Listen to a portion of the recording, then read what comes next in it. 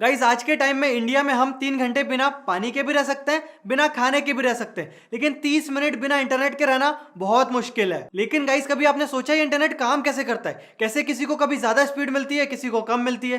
क्यों अलग अलग टैरिफ प्लान अलग अलग ऑपरेटर देते हैं? यार ये इंटरनेट का मालिक कौन है? इंटरनेट मेरे तक पहुंचता कैसे है? So hi guys, this is Siddhant and you are watching set talk. So guys India को मिला के पूरा वर्ल्ड जो है वो इंटरनेट से कनेक्टेड है, लेकिन कभी आपने ये नहीं सोचा होगा इंटरनेट काम कैसे करता है। आपको लगता होगा सैटेलाइट से चलता होगा, आपको लगता होगा ये नेटवर्क बिछा के रखा है दुनिया में वहां से चलता होगा, बट शायद आपको ये नहीं पता होगा 99% इंटरनेट जो है वो चलता है ऑप्टिक फाइबर केबल से। अब आप बोलोगे मैं तो मोबाइल से चलाता हूं, मोबाइल में क्या केबल लगी हुई है? तो देखो जिस भी टावर से आपको नेटवर्क आता है वो टावर से लेके पूरी एक केबल बिछी हुई है जहां तक आपको जाना है। अब मैं आपको बिल्कुल आसान तरीके से सारी चीजें समझाता हूं। सो गाइस आप तक इंटरनेट आते आते 3 अलग अलग कंपनीज के थ्रू उसको गुजरना पड़ता है। पहला होता है टियर 1 कंपनी। ये वो कंपनी होती है जिनने पूरी दुनिया में समुद्र के अंदर अपनी केबल्स बिछा के रखी है। अब गाइस देखो इंटरनेट जो है वो पूरा फ्री होता है। फ्री कैसे होता है? आप अगर आपके घर में हो, आपका ऑफिस 2 किलोमीटर दूर है आपके घर से, तो अब आपके घर से आपके ऑफिस तक एक लाइन बिछा दो और उस लाइन के थ्रू आपके दोनों कंप्यूटर कनेक्ट कर दो और बोल दो भाई ये इंटरनेट है। तो आपका पैसा लगा सिर्फ उस वायर का और उस वायर की मेंटेनेंस का।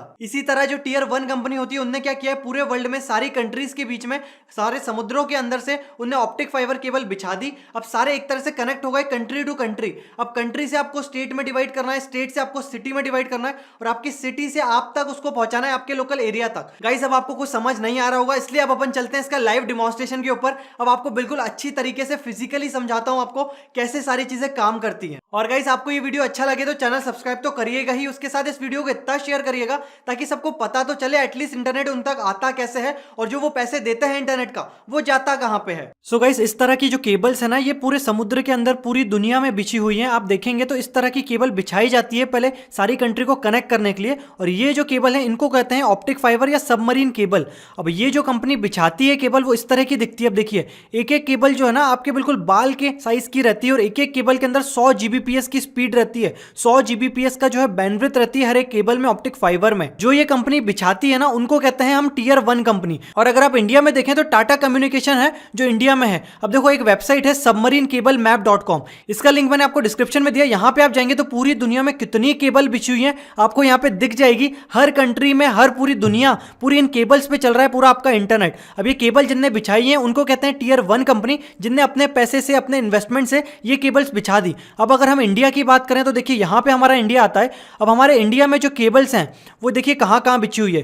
पहली तो इसकी जो केबल है इंडिया में वो है हमारी मुंबई में है, इसका लैंडिंग पॉइंट। तो पूरे इंडिया से, अगर पूरे इंडिया में हमारा ऑपरेटर देखें हम, जियो, एयरटेल, आइडिया, इन लोगों ने अपने टावर लगा के रखे हैं, अपना पूरा सेटअप जमा के रखा है, इंफ्रास्ट्रक्चर बना के रखा है। अब पूरे इंडिया से आप कोई भी वेबसाइट विजिट करोगे जिनके सर्वर्स जो है इंडिया के बाहर हैं, तो वो लैंडिंग पॉइंट से निकलेगा उनकी केबल्स के थ्रू आपका पूरा डेटा ट्रैफिक, और वो चला जाएगा उस सर्वर तक जिस भी लोकेशन में है। तो सबसे ज्यादा जो ट्रैफिक जाता है वो जाता है मुंबई से। तो यहाँ पे देखिए मुंबई में बहुत सारी केबल्स कनेक्टेड हैं। उसके बाद आप नीचे आएंगे, यहाँ पे चेन्नई में भी कनेक्टेड है। देखिए चेन्नई में भी केबल्स कनेक्टेड हैं जो आपके राइट साइड में कंट्रीज आ रही हैं। उसके बाद आप और देखेंगे तो इतने सारे लैंडिंग पॉइंट्स है, कोचिन में है, तो इतने सारे लैंडिंग पॉइंट से ही आपका डेटा निकलता है। कोई सैटेलाइट से चीजें नहीं चलती है। रिलायंस जियो, एयरटेल, आइडिया ये लेके आपके मुंबई से निकाल देगा आपका डेटा, कोचिंग से निकाल देगा जहां पे जिसके सर्वर है। अब देखो रिलायंस जियो की बात करें ना तो रिलायंस जियो ने खुद की अपनी सबमरीन केबल्स बिछा के रखी है एशिया, अफ्रीका और यूरोप के बीच में। तो इसमें इनके पास 40 टेराबाइट की कैपेसिटी मिल गई है। इसलिए रिलायंस जियो आपको फ्री में नेट दे देता है क्योंकि एक बार का उसका इन्वेस्टमेंट हो चुका है। और अगर एशिया, अफ्रीका और यूरोप की कंट्रीज में आप जाते हैं, आपका ट्रैफिक लेके आप वेबसाइट विजिट करते हैं इन कंट्रीज से,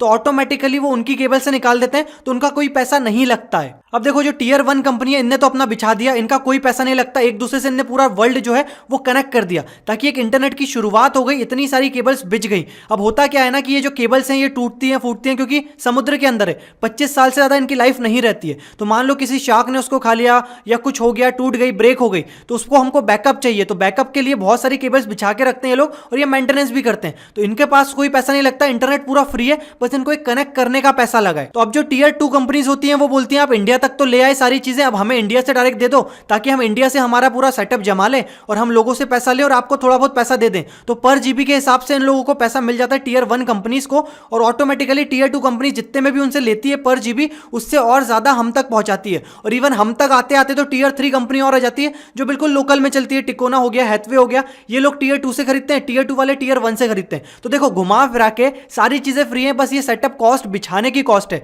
अब देखो रिलायंस जियो आइडिया की हम बात करें तो इन लोगों ने भी अपने टावर लगाए हैं, अपनी केबल्स बिछाई हैं। रिलायंस जियो 4G कनेक्टिविटी कैसे ला पाया? क्योंकि वो 5 साल से अपना काम कर रहा था फाइबर ऑप्टिक इंडिया के अंदर बिछाने के लिए। इंडिया के बाहर तो पहले से ही पूरी जगह बिछी हुई है, टीयर 1 ने बिछा के रखी है। अब इंडिया के अंदर उसने फाइबर ऑप्टिक बिछाई, जिसकी वजह से आपको अच्छी खासी स्पीड आ जाती है। अब मान लो आपके एरिया में रिलायंस जियो ने है ना एक टावर लगाया, वहां पे 100 Mbps का टावर की बैंडविड्थ है। अब वो 100 Mbps आपके एरिया में जितने मोबाइल होंगे सब यूज कर रहे हैं। अब 4G तो उन्होंने बोल दिया, 20 Mbps के हिसाब से अगर आप देखें काउंट करें तो 5 लोग यूज कर पाएंगे 100 Mbps। तो इस हिसाब से उनके हर टावर में कुछ ना कुछ एक मैक्सिमम बैंडविड्थ है उनके वायर्स में, तो वो वायर्स को फिर वो और डिस्ट्रीब्यूट करते हैं। तो आपके एरिया में अगर रश है, बहुत लोग रहते हैं और सब लोग जियो यूज करते हैं, तो आपको स्पीड कम मिलेगी, क्योंकि वो उन्हीं का टावर में बैंडविड्थ तो फिक्स है 100 Mbps या 1 Gbps, उसी में उनको डिवाइड करके देना है। इसलिए होता क्या है कि रात में ज्यादा लोग यूज नहीं करते तो कभी आपको स्पीड अच्छी आ जाती है, और अगर दिन में यूज करते हैं बहुत लोग तो स्पीड कम आती है, क्योंकि वो डिस्ट्रीब्यूट हो जाती है। घुमा फिरा के उनको पहुंचाना तो आपका डेटा ट्रैफिक यहां से ही है, इनके वायर से ही है।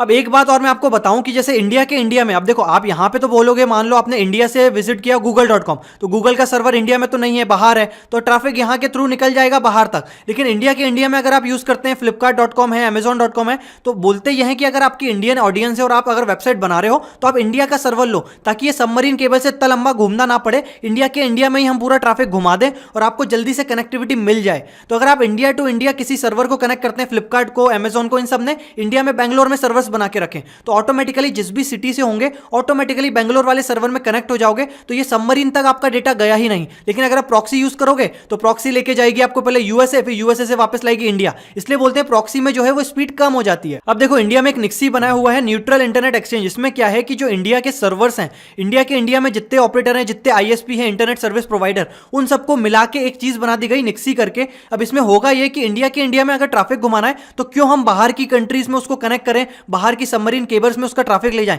इंडिया में रखेंगे तो हमारी सिक्योरिटी बढ़ जाएगी, प्राइवेसी बढ़ जाएगी। अब आधार कार्ड का डेटा ले लो, आधार कार्ड का डेटा अगर आप इंडिया के बाहर सर्वर में रखोगे तो ये ऑटोमेटिकली इन सबमरीन केबल से जाएगा, तो बाहर की कंट्रीज के ऑपरेटर लोगों को भी पता चल जाएगा कि ट्रैफिक क्या जा रहा है। इसलिए आधार कार्ड को प्राइवेट रखने के लिए, बहुत सारी चीजें प्राइवेट रखने के लिए इंडिया में ही हम सर्वर बनाते हैं, और इंडिया में ही हम लोगों ने छोटे छोटे सब जितने ही आईएसपी यूज हो रहे हैं, टीयर 2, टीयर 3, इन सबको जोड़ के एक निक्सी करके चीज बना दी कि इंडिया में कुछ विजिट करना चाहेगा तो अंदर ही अंदर घुमा के उसको वहां तक पहुंचा देंगे केबल्स के थ्रू। तो यहां पे आप आएंगे ना, तो यहां पे ये दिखाता है, देखो कितना एक्सचेंज डेटा जाता है। तो देखो यहां पे बकायदा बताएगा आज इस टाइम पे मुंबई से कितना जीबी का डेटा जा रहा है पर सेकंड। तो देखो मुंबई का ट्रैफिक, सबसे पूरे इंडिया का ट्रैफिक मुंबई के थ्रू जाता है। 80 से 90% ट्रैफिक जो भी है मुंबई की सबमरीन केबल से जाता है। तो देखो यहां पे आपको बताएगा बिल्कुल पर डे के हिसाब से कि आपको कितने जीबीपीएस के पोर्ट चल रही है मुंबई में। तो देखो 52 जीबीपीएस जा रहा है मुंबई से इसका ट्रैफिक। और देखोगे आप रात को 12 बजे से सुबह 8 बजे तक ज्यादा ट्रैफिक नहीं जाता है, क्योंकि इंडियन लोग जो है वो सोते हैं रात में, तो ज्यादा यूज नहीं होता डेटा।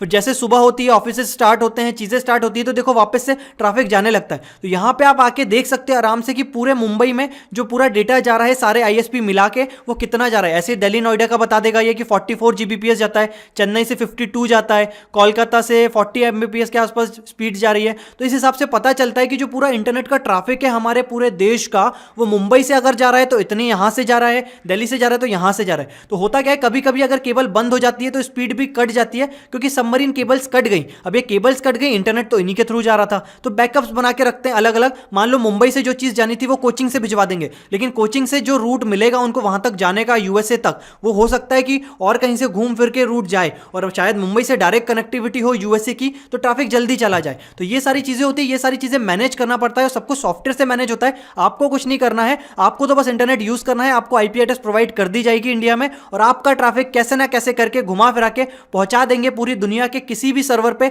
जहां पे सर्वर लिस्टेड है। तो इंटरनेट जो है वो है तो पूरा फ्री, कॉस्ट आती है मेंटेनेंस की, कनेक्टिविटी की, और आप तक वो इंफ्रास्ट्रक्चर पहुंचाने की। अब मैं आपको बताता हूं, कोई आप विजिट करते हैं कोई वेबसाइट, तो जो आपका ट्रैफिक है वो कहां से जाता है। सो गाइस देखिए, मैंने ये कमांड प्रॉम्प्ट खोल दिया। यहां पे अगर आप विंडोज के पीसी यूज करते हैं तो एक कमांड होता है ट्रेस आरटी, उसके आगे जिस भी डोमेन का नाम लिखेंगे उसकी आईपी रिजॉल्व हो जाएगी। और अब ये जो है ये पूरा बताएगा कि आपके घर से लेके google.com के सर्वर तक कितनी जगह बीच बीच में कनेक्शन बना, और ये कनेक्शन आपको बताएगा। अपन इसकी आईपी निकाल के देखेंगे। सो गाइस ये पूरी प्रोसेस कंप्लीट हो गई है। तो गूगल की जो आईपी एड्रेस है वो ये है, यहां तक हमको जाना है हमारे घर से। तो ये जो आईपी है ये मेरे मॉडेम की है, मतलब पहले कंप्यूटर से मेरे मॉडेम तक गया। उसके बाद अब इस इस आईपी की मैं आपको लोकेशन दिखाऊं तो देखिए यहाँ पे इस आईपी की लोकेशन आ रही है भोपाल, मतलब उसके बाद ये भोपाल वाले एयरटेल के सर्वर से गया। उसके बाद अब इस आईपी की अपन लोकेशन देखते हैं। अब देखिए 182 वाली जो आईपी है ये आ रही है दिल्ली की, तो ये उसके बाद मेरे भोपाल से सीधा गया, इसका ट्रैफिक दिल्ली पे, और दिल्ली का ये एयरटेल का सर्वर ही बता रहा है, भारतीय एयरटेल लिमिटेड। इसके बाद अब अपन ये वाली आईपी देखते हैं, ये कहाँ की आईपी है। तो ये इससे पता चलेगा हमको कि दिल्ली के बाद जो है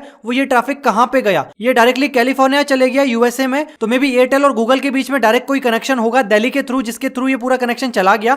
दिल्ली के बाद जो है ये कैलिफोर्निया के बाद देखते हैं कहाँ जाता है कनेक्शन। उसके बाद वाली आप आईपी यहाँ पे डालेंगे तो आपको पता चलेगा कि कैलिफोर्निया के बाद ये जो कनेक्शन है ये कैलिफोर्निया में गूगल के दूसरे सर्वर पे गया। उसके बाद हम वापस से एक और कनेक्शन देखेंगे, एक और आईपी एड्रेस हमें मिला है, वो कहाँ का है, वो भी मुझे लग रहा है वहीं का होगा, अंदर ही अंदर उनके सर्वर्स हैं उसी जगह। तो ये जो है ये भी कैलिफोर्निया का है, तो अंदर ही अंदर 3-4 सर्वर में घुमा ट्रैफिक और डायरेक्टली फिर गूगल के सर्वर तक पहुंच गया। तो ये प्रोसेस से आप पता लगा सकते हो कोई भी वेबसाइट जो है वो आपसे लेके उसके सर्वर के बीच में कहां कहां से आपका ट्रैफिक गया, उससे आपको ये पता चल जाएगा कि कौन कौन सी लोकेशन के थ्रू गया। इसके बीच में अगर एयरटेल जो है वो टाटा से खरीद रहा होता कनेक्शन, या फिर अगर जियो से खरीद रहा होता, तो यहाँ पे आपको आईपी पे दिख जाता कि एयरटेल का ट्रैफिक जियो के थ्रू जा रहा है, तो आप समझ जाते कि जो एयरटेल है वो टियर 2 हो गई और जियो जो है वो टियर 1 हो गया, जहां पे उन्होंने सबमरीन केबल बिछाई है। तो इसके थ्रू आप सारी प्रोसेस देख सकते हो। सो गाइस, अगर आपको ये वीडियो अच्छा लगा तो प्लीज आप इसको लाइक करिए, वीडियो अच्छा नहीं लगा तो डिसलाइक करिए। अगर अभी भी आपका कोई डाउट है इंटरनेट से रिलेटेड तो नीचे कमेंट करिए, मैं उसका रिप्लाई जरूर दूंगा।